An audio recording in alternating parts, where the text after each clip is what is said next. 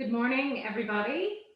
We'll get started here in a second, just waiting for a few people to come into the room. My name is Wendy Mitchell. I'm going to be your moderator today. I'm a journalist and a film festival consultant and a big lover of Nordic films. So I'm thrilled to be here on behalf of the Scandinavian Films group. You may know we're running 5 webinars this week. This is number 2. Very glad this one, we don't even have to talk about COVID. Well, we might because it's good for the planet. Well, in some ways. So we're going to be talking about green production today, as you all know, and I think we can really talk about some positive actions and specific examples, and I hope that you'll get a lot out of today's discussion. So we've got a great group of filmmakers and green experts and both here with us today. So we're going to be welcoming Ronny Fritsche, who is environmental strategist at Väst in Sweden. We have Ásthildur Kjartansdóttir, who is a director from Iceland, and she made a film called The Deposit. And Lund, who works with Jordnaer Creative in Denmark, which is a new green consultancy. We have Astrup Rønning, who is founder and creative director at Babusjka and founder of the Green Producers Club from Norway.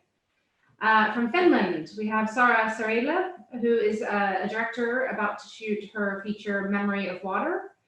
And last but not least, from Sweden, we have Mikael Svensson, who is film commissioner from Southern Sweden Film Commission. Apologies for my pronunciation of all the Nordic names, but I try my best. Just to mention to the audience that you can ask questions at any time. You don't have to wait till the end. And so you do that using the Q&A button down at the bottom of your Zoom screen. And we'll keep an eye on those and ask them as we have time. So we're going to start and talk to each person in turn and then hopefully ask a few questions of the whole group. But let's start one by one. And let's start with Ásthildur. Good morning. Good morning. Morning. I see some Icelandic sunshine coming through the window. Well, yes, we have, these light days now. Yes. Yeah. So, can you tell us a little bit about The Deposit and how you shot it, maybe with some sustainability ideas in mind? Yeah, well, we wanted to go green because we wanted to be friendly to the environment, like, everybody else. And we actually saved most money in the catering system, or the catering sector. You want me to answer straight about what you say? Or, exactly what you did to make it. Yeah, what we did actually was, we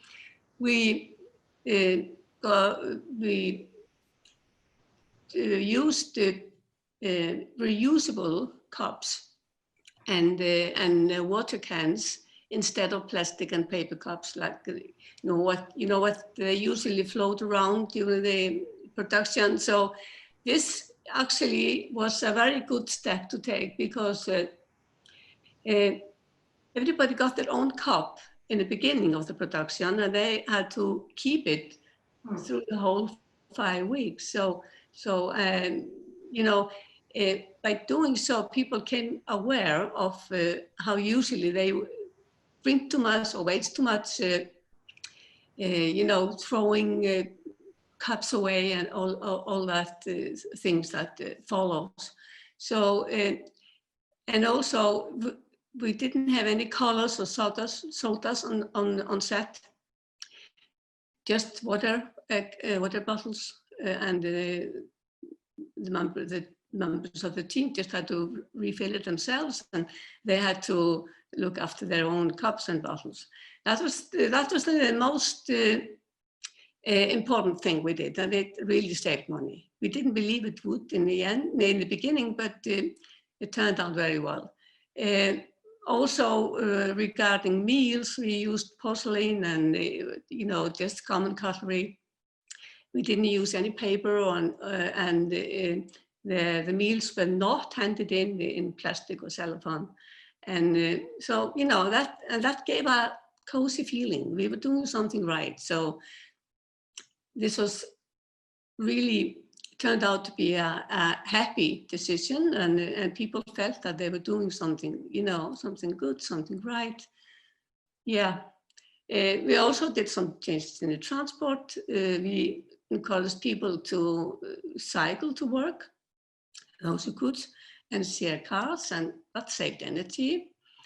And there were a lot of other things we did, like printing material. We didn't print it out. We just went digital on that aspect. So, well, there are many other things, but this is the most three important sectors. Yeah, it's really interesting. And with the meals, did you serve meat at all, or did you do vegetarian? No, well, we did. We told everybody that we were vegan, and if there was anyone in the team that really insisted on having meat, we made an exception. So we did that. It's very hard to change people's personal, you know, eating habits. So it's easy to say you can have your porcelain dish, but we decide that. But you just can't decide for people what they are going to eat. But people took it very well, and they went on board. Okay, why not? So this was a pleasant experience. Good. And I was curious about, you know, you saying you cut down on paper, because every time I visit a set, you know, you've got your call sheet or whatever for the day, and yeah. I find it really useful to have that on paper, even if I'm visiting, just to, you got at a glance everything, and it's different than picking up your phone and scrolling through. I mean, did anybody complain about these things, or do you just very quickly get used to it? No, not really, not as far as I remember. You know, when I was directing, so I really, you know, I didn't have the finger on my pulse every time, but, you know, people seem to be so, they had it in the cell phones and the call sheet, so they could always look it up. So no, I think everybody was quite happy about that. Good. And you mentioned that, you know, for instance, the water bottles eventually saved you money. It's an outgoing cost at first, and it might seem like more money to buy, you know, reusable water bottles, but then you're buying less plastic bottles. So do you think some of these things helped you save money on the production budget? Yeah, actually, I'll show you. With this cup, we bought a cup like this for every member of the team with a name on it. So there were only one cup through the whole production, with exceptions though, because somebody lost, you know, some people lost the cup, so they got new one. And then the water bottles were like this, and they just filled it themselves with water. The only thing we learned about these bottles, they were quite heavy, so it should be more, you know, comfortable to move around. And sometimes, of course, people didn't remember where their bottles were and the cups, so took time to look after it. But you know what this does, that people, they drink less coffee. They drink less. You know, it's like a habit. When you're shooting and when you're waiting, you just grab a plastic cup and you take one sip and then you throw it away. But this is more like giving you more strict box. You just drink less. So in that sense, we also save money, and it has a relaxing effect on everybody. That's it. I mean, we gained a lot by doing this. We thought it would be more difficult, but in the end, it turned out to be simpler, you know, cleaner, and it gave us a feeling of coziness in a way. Yeah, I'm really glad to hear you say all that, because yeah, it is cozier, nicer to have food than a plastic container, isn't it? It makes you more mindful, I think, of what you're consuming in your body or just consuming in the world. So that sounds like some really easy ways. It does, and it also affects the actors. I mean, when people are calming down, even though you have to be on your toes all the time, and things are happening fast.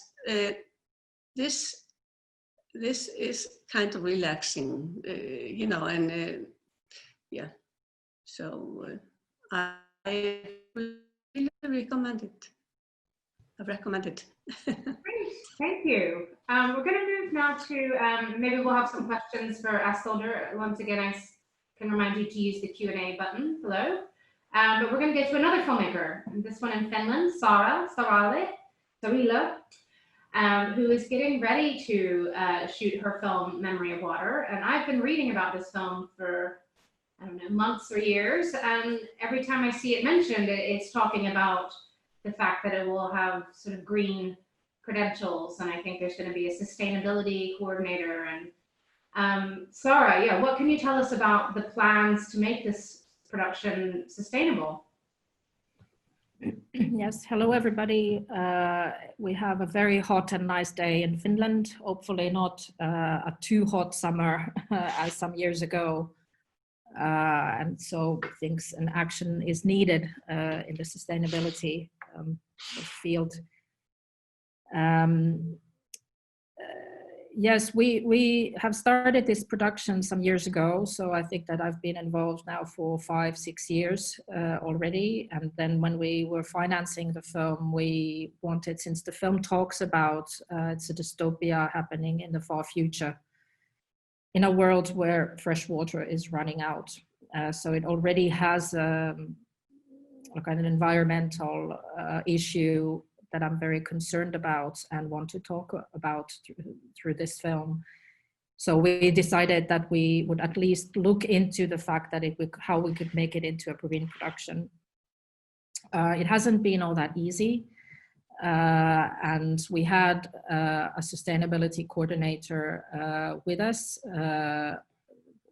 for about a year or less, a little less than a year. But then when the financing was delayed or took a little bit longer than expected, we decided to let her go, or she needed to do other things as well. So at the moment we don't have a coordinator, but we are very sort of much more aware of the decisions and the choices that what we can make to make this into a, I wouldn't say a green production as such, but to sort of make choices that are more sustainable than how things were done before.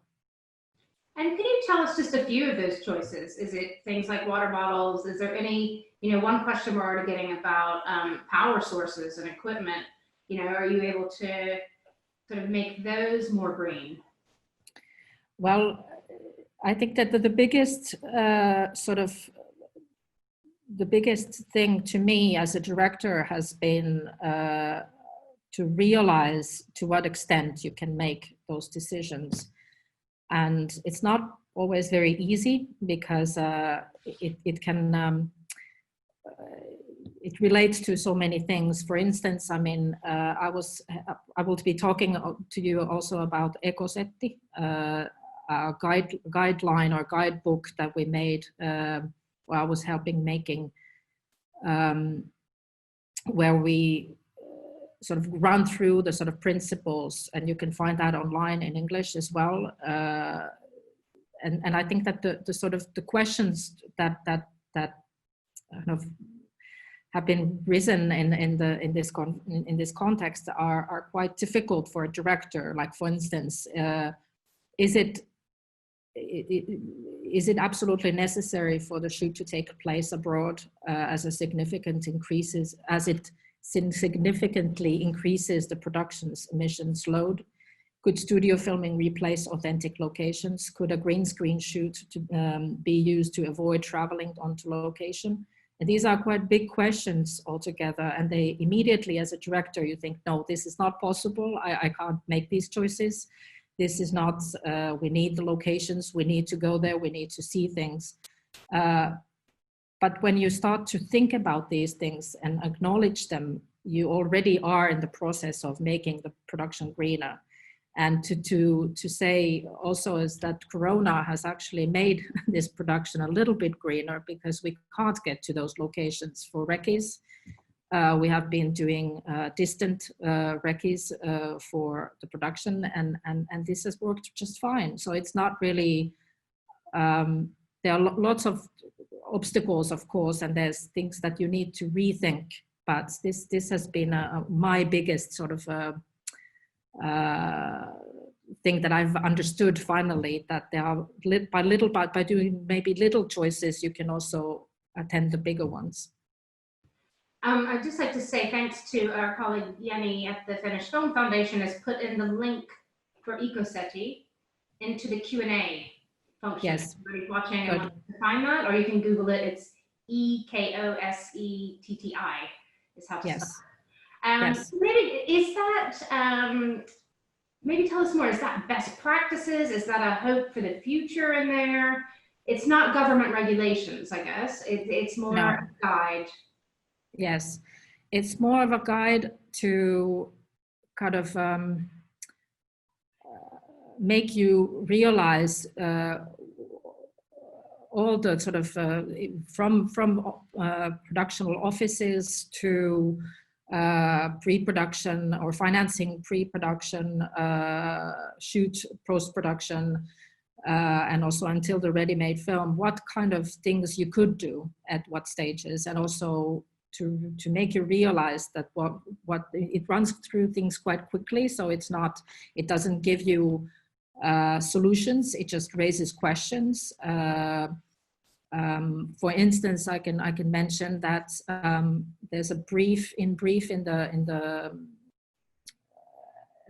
at the end, there's a sustainable audiovisual production in brief.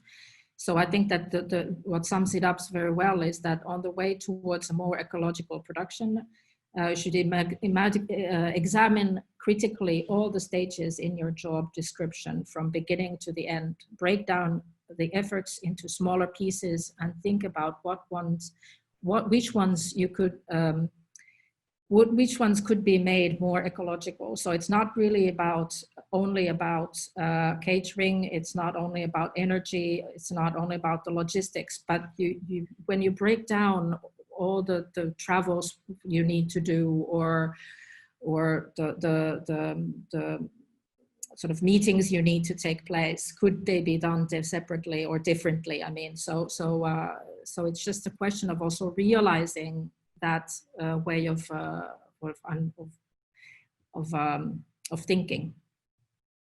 That's great advice. Thank you, Saara. And just to mention that EcoSeti is also available in English version, so people who want to go check that out.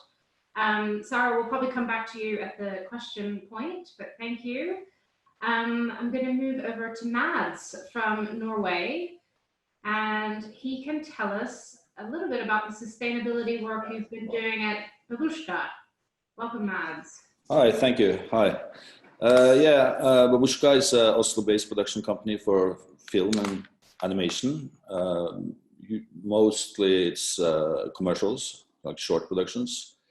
It was founded in 2001, and for the last year we have provided green productions. All productions we've done has been green. That started because 2 years ago we read the climate report, UN climate report, with quite a lot of distress. We got really worried, and first individually and at the office we started to think, how can we reduce our ways of life or our footprint in our normal lives, and we'd start searching for lists on the internet, guidelines, etc., but we found nothing, and we got quite frustrated. It should be something like 5 easy steps to halve your footprint, like stop flying, drive electrical cars, etc. But over some time, we started to look at the big elephant in the room, which was us as a production company, and because we couldn't find anything officially from any lists to follow, we said we make our own list. So we started by taking a normal production, a typical production, and analyze that, all aspects from pre-production to post-production, and we ended up with a checklist of 50 points. action points, and they revolve mostly around transport, how to reduce flights, electrical cars, public transport, biking, cycling, carpooling, reuse and second-hand. When you are in need of materials for the production, how do you get it? Is it second-hand? Is it reusable, etc.? And then when the production is finished, how do you get rid of it? Do you store it? Do you give it away, etc.? So we needed to make plans with all involved parties on how to purchase and how to offset. Waste sorting is an obvious thing to take in. All sets now have a clearly marked containers with all kind of waste, food, trash, ordinary trash, plastic, dangerous waste. Power use, we use a lot of electricity when shooting. We avoid the use of LED lamps, modern equipment, which is in less need of energy. And we avoid using local grid instead of fossil generators. And for catering, we now offer only vegetarian or vegan food.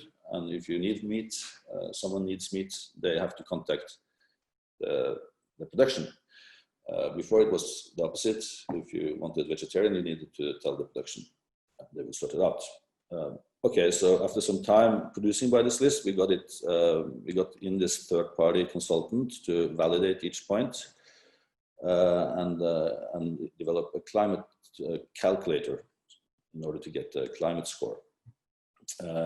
So in a couple of productions, we thought this was going well. It was not that difficult, not time consuming, not expensive, but we were just one small company in a big world. So we thought we need to expand. So we contacted 4 of our friends, production companies, Bacon, Pravda, and the animation department. And the 4 of us set a goal of making a group that launched the Green Producers Club and scare the rest of the industry a little bit, but at the same time welcome them as members. It's free to be a member. All you need to do is commit yourself that you produce by the list every production you do, no matter how big or small.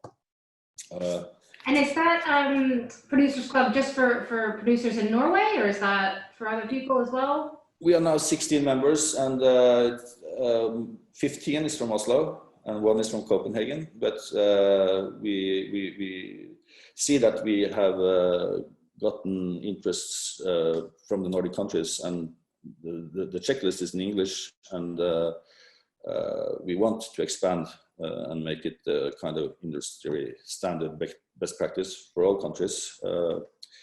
But the first thing we had to do was to change the list from an Excel kind of format to be a web-based managing system tool. And that took 6 months, but now we have a product which is really good. All users, all members have their own user with unlimited access to a number of productions. They get easy access to all productions that are finished in order to go back in and see how they solve different action points for learning. Yeah, and at the end you now get the climate score and you get a climate report, which we think is very important, because by every action point you need to fill out a comment on how you address this challenge, and that is the value for later. So if you get the climate score, you will see how we met every measure, and you can share that with the client, the agency, the crew, the staff, everyone who wants access to see it. Yeah, so now Green Producers Club it's open for everyone. It's for production companies, and it's the best practice of green productions in Oslo now. It's the new industry standard. Yeah, and we just want to add that we, as a group, now we have 16 big companies, which is about 80% of the industry. We have big purchasing power.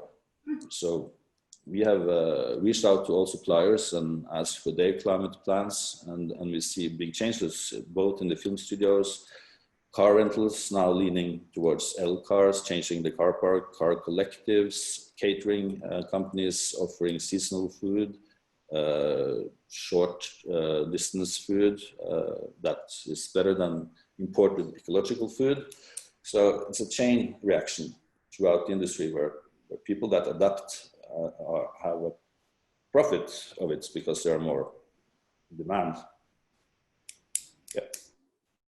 That's great to hear, and it's also great to hear, you know, the business case for some of this and the purchasing power, and you know, I think that will help if people aren't, you know, bound to do some of these things by their moral compass, then maybe.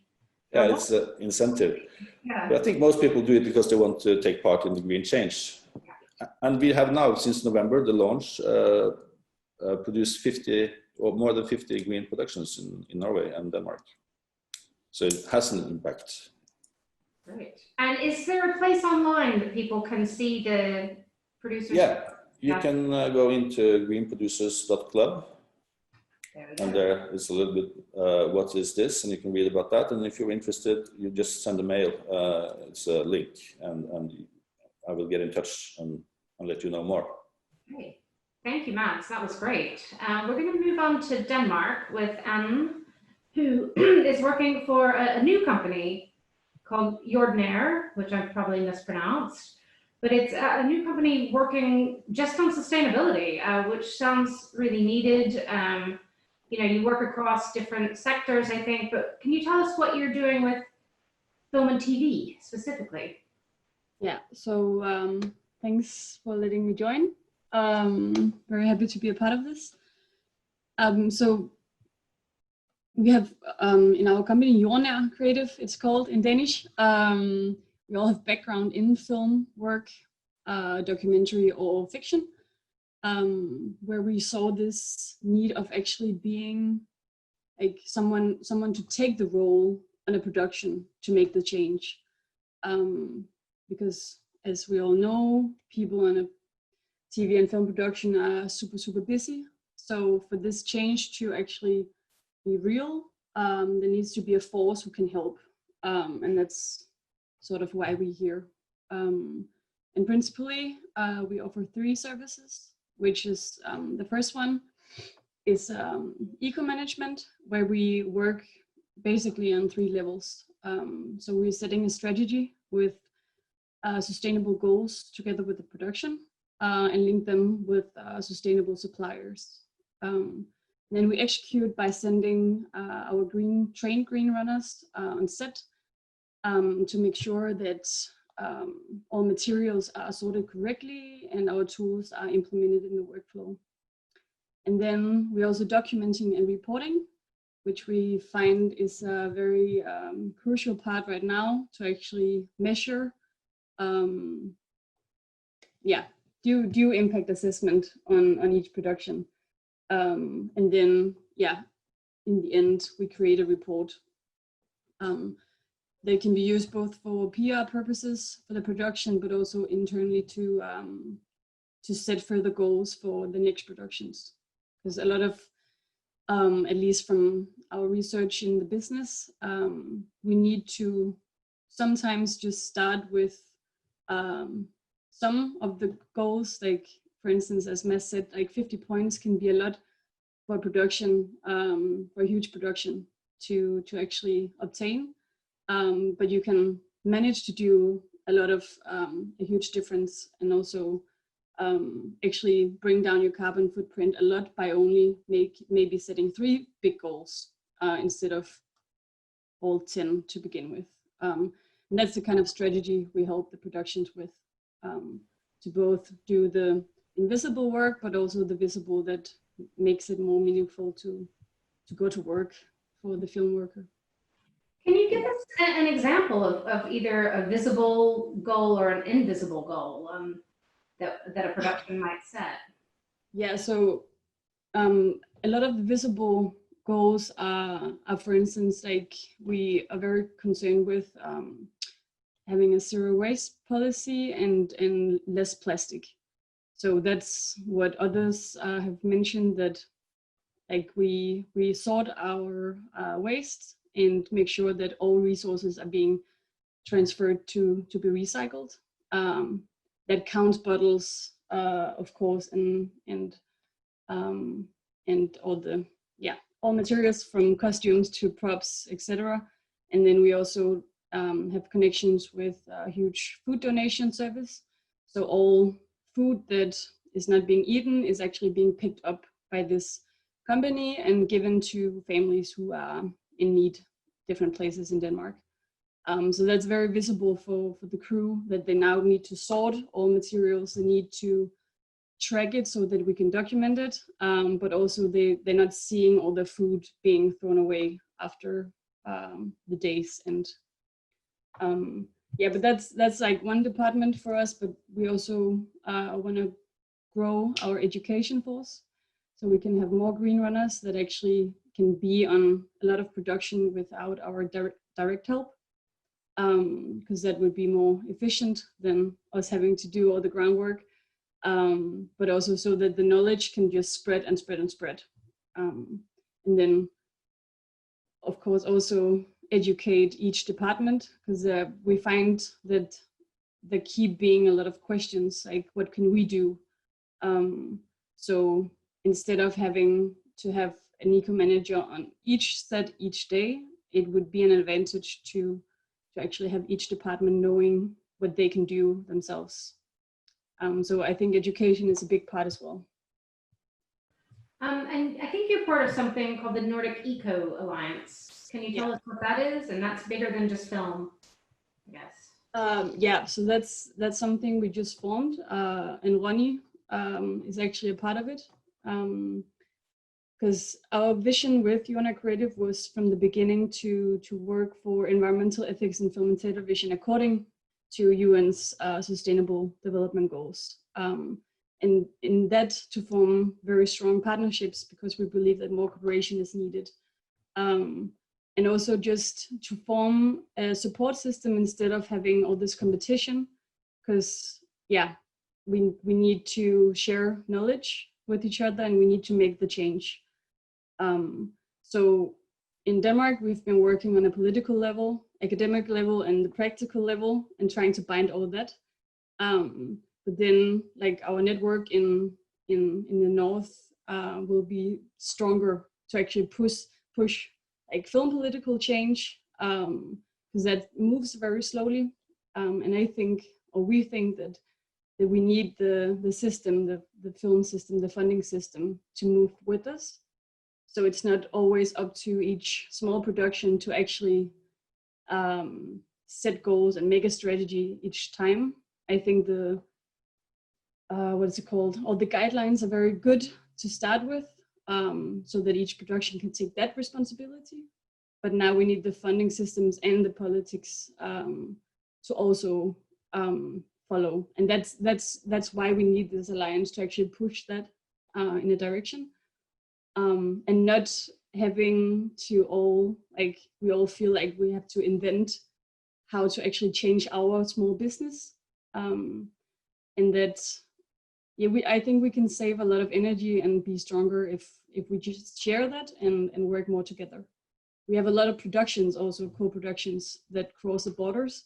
So it would just make sense that our forces are aligned more. Great, I think that is all really important, and that's along the lines of some questions I'm seeing coming in about, getting standards and guidelines together. But it also leads us nicely to Mikael, who can talk about, the systems maybe that they have at Filmiskan. So Mikael, maybe you can tell us a bit about the green work that you're encouraging in the region, and do you have to be green to get funding, and what's the deal? Good questions.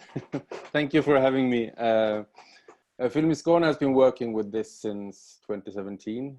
We started out by putting it in the application that you have to have some kind of sustainability plan. We just wanted to find ways to change the attitude, and we could see that people in the Nordics, especially, they're really good at home with sustainability work, and we thought it would be, quite easy to do it at work as well, and do it when making a production. And even when you apply for location scouting, you have to have some kind of plan for this, and that's been a mandatory thing since then.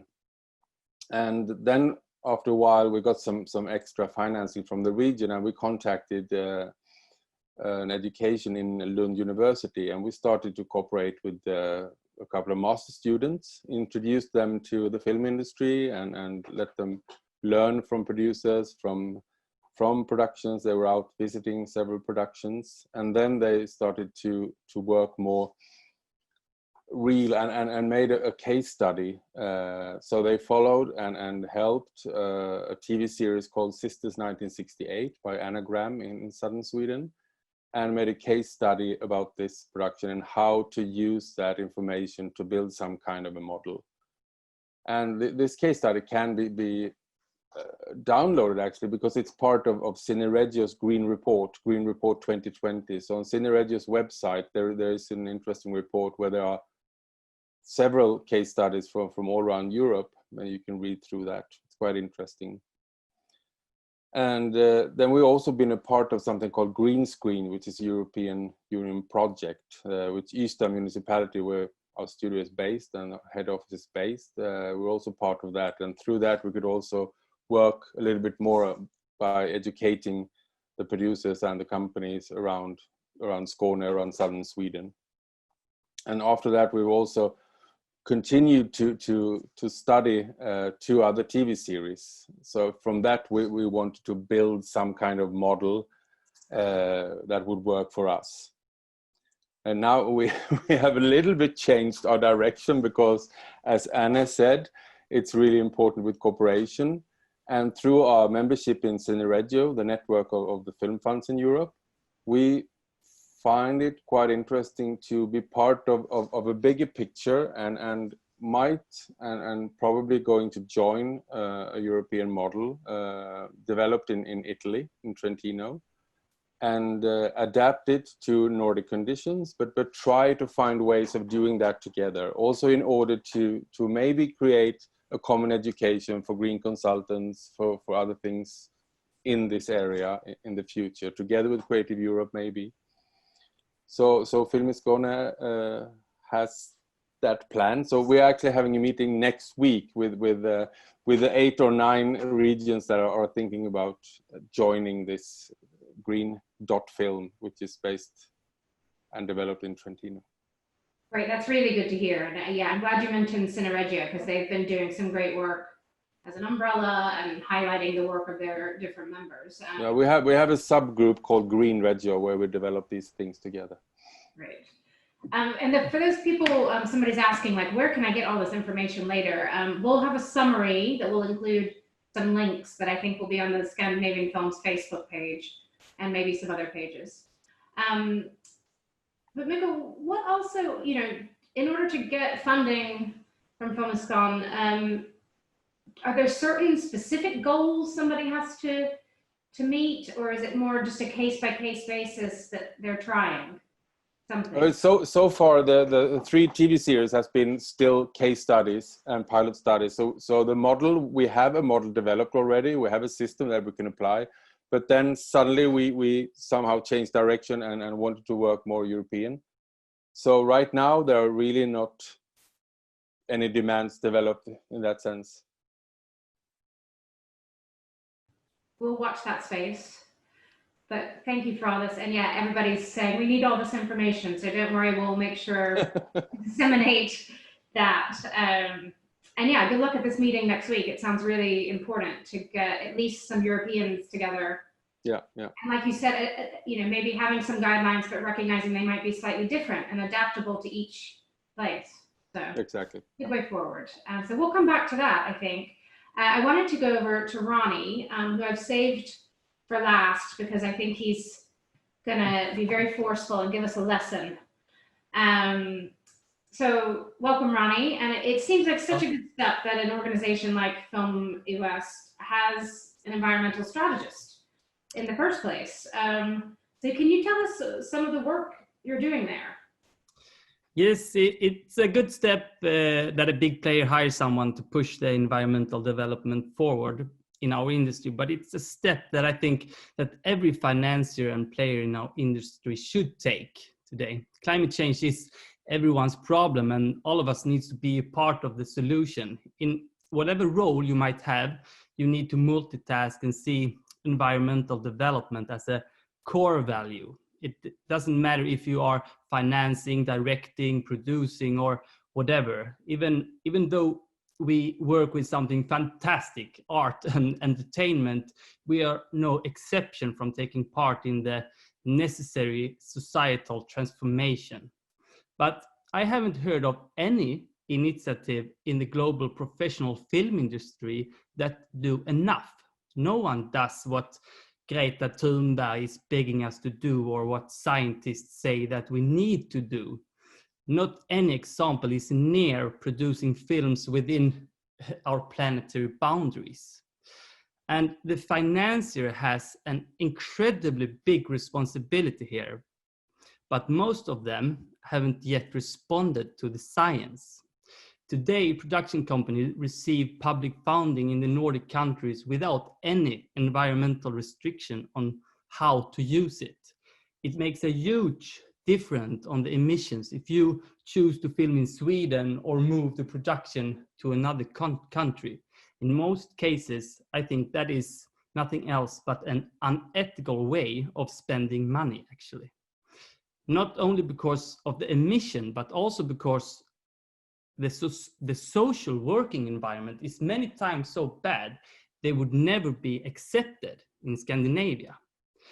And I'm sure that film workers and the production companies want to take responsibility, but it will not happen voluntarily. Without demands, we will be stuck in the discussion about water bottles and recycling. These are important things, but the CO2 emissions from those are nothing compared to transport, energy, and food.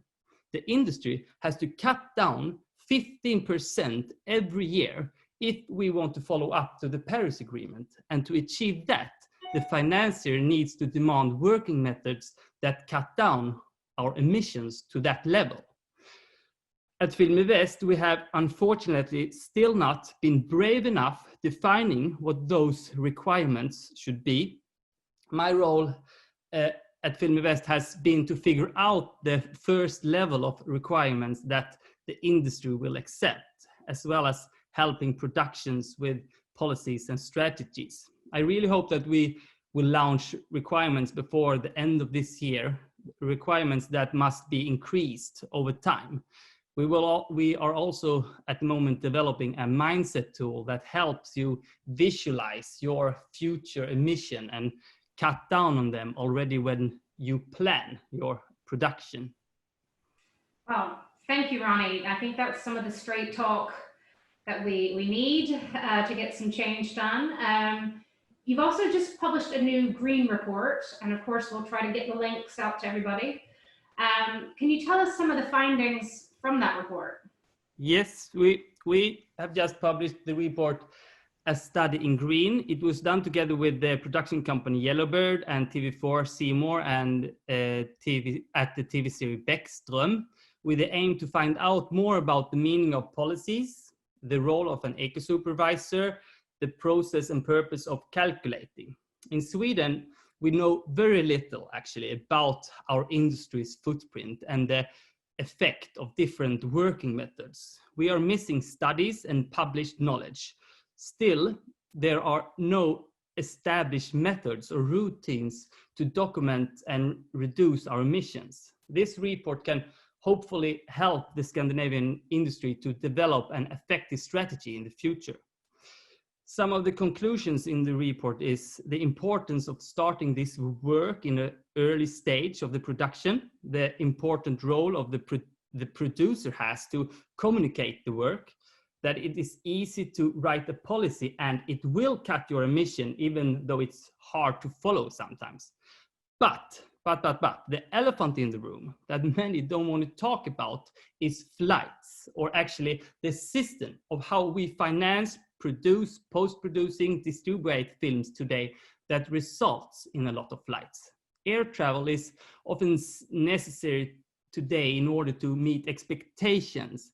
It is therefore one of the most difficult process to tackle. And this issue is something I try to attack in the discussion part of the report. The Swedish part of the shoot was 63 days with 94 tons of CO2 emissions. The Thailand part was only 10 days, but resulted in 145 tons CO2. So it became very clear that only a few days of shooting abroad has a huge impact, not only generated by flights. Almost every activity there in Thailand had more impact, like energy, accommodation, food, etc. But the impact of air travel is so high that only one single person's flight blow aside the effect of additional environmental work. If reducing flying does not apply to everyone, it leads to dissatisfaction in the crew and reduced environmental commitment. To get an answer on how we can make films without flying, it is important that the film industry begins exploring the potential of the alternatives. Visions are needed for how film and TV drama can be produced with less or without air travel. Otherwise, the industry emission will only grow, since the trend now indicates that air travel will increase in the future as a result of more and more international production setups and an increasing number of production. This is something we need to take serious now, also because of the increasing risk of pandemics and limitation of travel. The film industry simply needs lifeboats to make sure we can produce films in a landscape where we are not allowed to travel. And our lifeboat against pandemics is not private jets. And finally, I want to say this, and I don't say this as an environmental strategy at Film Väst. I say this as a person that cares for the planet and wants to save it.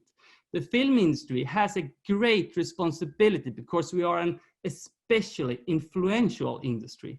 We also have an unused potential to help save us from this climate disaster. The world needs new cultures that takes us away from the idea that life is about consuming, traveling, meat, drinking drinks with plastic straws.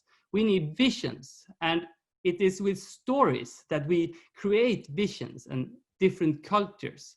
And if we don't take our responsibility, we will lose a whole generation of important storytellers. We have a new generation of filmmakers out there that cares for the planet. But I am seriously worried because they may turn their back on our industry if we don't offer them a working environment where they can work within the planetary boundaries. Think about whether we can afford to not include voices from those people in the future of storytelling. It is a question not only for the planet, also of democracy and diversity of stories, I think. Amazing, Ronny. Thank you. I would vote for you for president right now, of America, I mean, but there's some really great ideas and some specific examples, I think, to get us fired up. And it reminds me of a question I wanted to ask Saara. So Saara, I'll come back to you. You know, Ronny's talking about, you know, flying to Thailand, you know, just hugely increased the footprint of this TV production. And you were saying, you know, co-productions, you know, European film is built on co-productions, but you think sometimes they don't, some of the requirements for co-production don't actually match up with being green. Can you tell us a bit about that? Yes, thank you, Ronny, for a great point and speech. I totally agree what you're saying. Yes, just to take an example of Memory of Water, that is a German-Finnish co-production. We will be shooting in Estonia, having the tax refund from Estonia and some regional money from Norway. And this is due to also the fact that locations could not be found in a very prosperous Scandinavia. But the fact that I was just coming back to what Ronny was saying, that the responsibility of the financiers is that the rules for spendings and in co-productions are very strict. And we understand, of course, I mean, why they are there. They make people work. We go to these places to shoot and and the sort of there are different points to this, but it doesn't make the production sustainable at all. And this is something that I have been struggling with, is that we, at the same time, we can use exceptional talent from different parts of Europe, but at the same time, we know we might do things that are completely insane or impossible in terms of when you think of in terms of sustainability. Using productional crew from somewhere else, that just because we need to have spendings in one country, etc. So there are many examples of this, and maybe this is something that we need to tackle at some points, because it just doesn't fit. I think that's something that's really not discussed, and like you said, and it's a very difficult. It's money to make your film.